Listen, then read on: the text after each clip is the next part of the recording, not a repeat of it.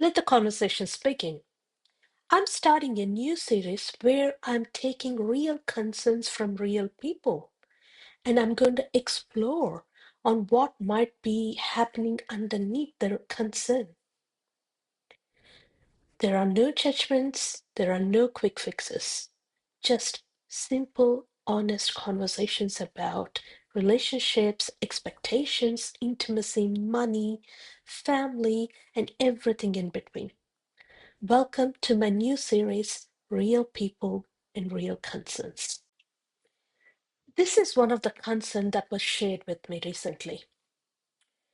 Why do my wife and I, who are loving and caring towards each other almost all the time, become so different when we are faced with financial crisis or financial loss? I believe many of us can connect with this concern.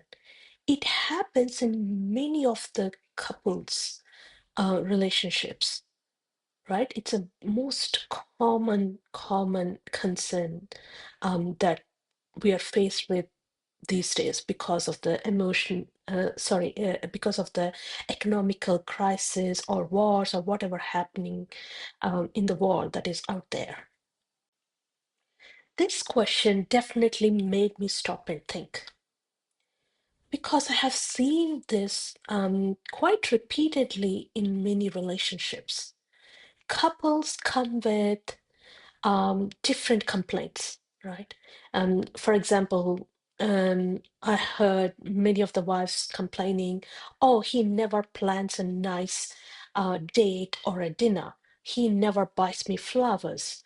And some of the husbands complained about, oh, she's always tired when I expect or when I want intimacy, or she never cooks a warm meal when I come back from a hard day of work. And some say, oh, he's always on the phone. That's one of the biggest concern these days we are seeing. And the other major concern would be my in-laws always interfere in our lives, right? These are the few complaints that I often hear on a regular basis.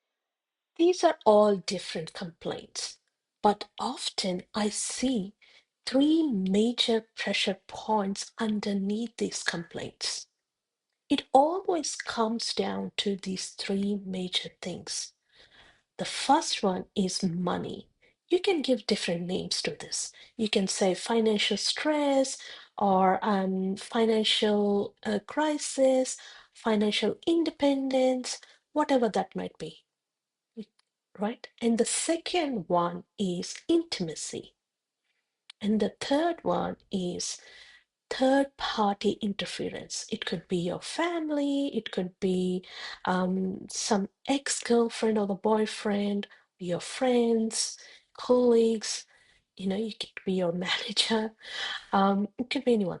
There's a third party that is interfering into your relationship.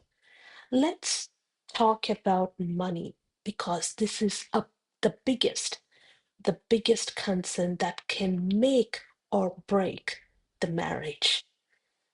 Because financial stress isn't just about money, right? When you're in financial crisis, it can trigger different emotions and fears in us, right?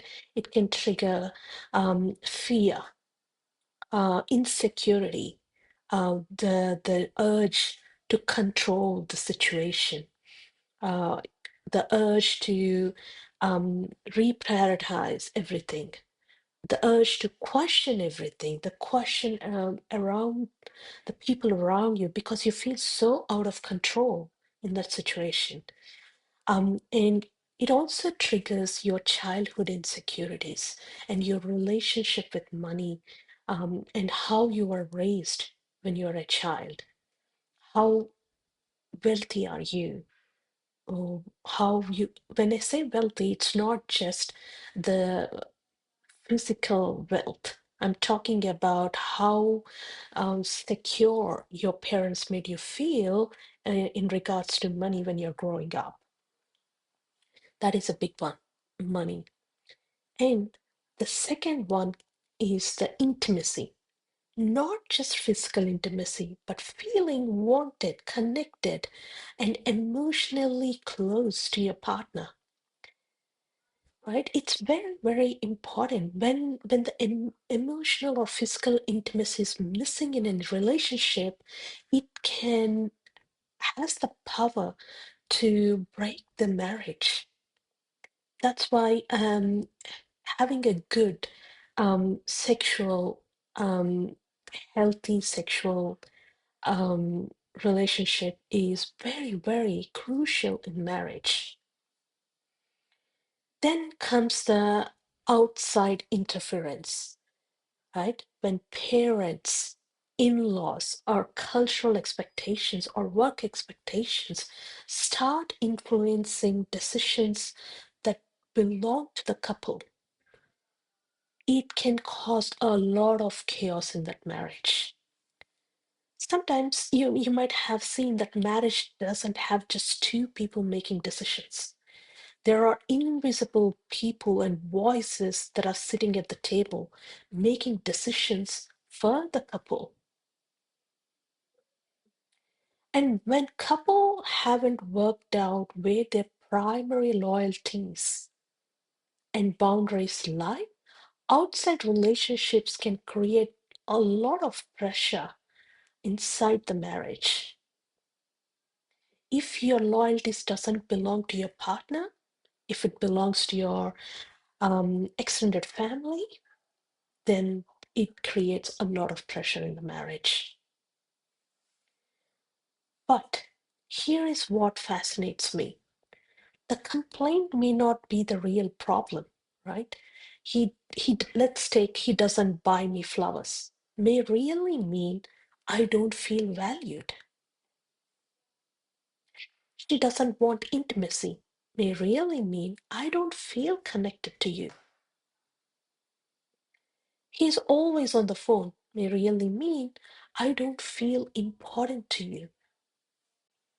So perhaps the real question isn't always what is wrong with my partner. It may be what is what is this problem revealing about our relationship? Because sometimes the complaint is only the symptom. The real issue is underneath. And usually it boils down to money, intimacy, and third party interference into the relationship. So please, when your partner is complaining, go check, look at the core issue, and see what it reveals. So if this video has helped you, and make sure you subscribe, because I will be bringing more of the real world issues and concerns into this series. If you have a personal concern, please drop that in the comment section. I'm more than happy to address it. But if you need a more private and confidential conversations, I'm gonna leave my business details in the description. Please contact me there, and I will see you in my next video. Thank you.